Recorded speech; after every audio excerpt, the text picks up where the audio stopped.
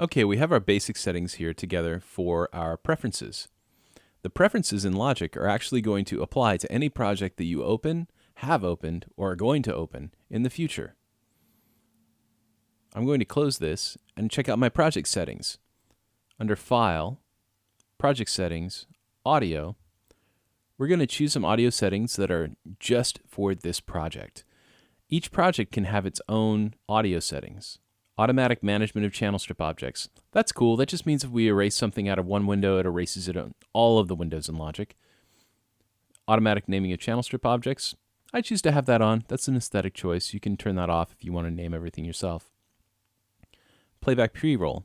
Now, the playback pre-roll, basically, I like to have that off because I don't like it to start slightly before where I have my playhead to play. I like it playing right where my playhead is at.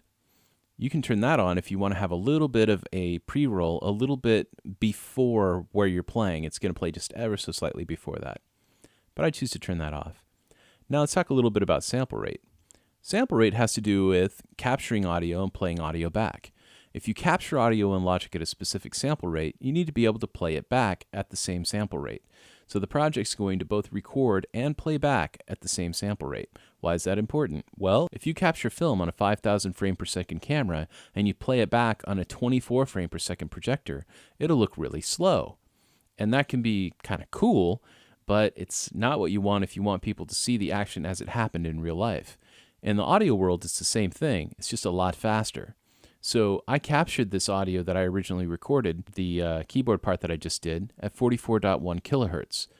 If I was to change my sample rate to 96K, I would need to make sure to convert that audio to 96K.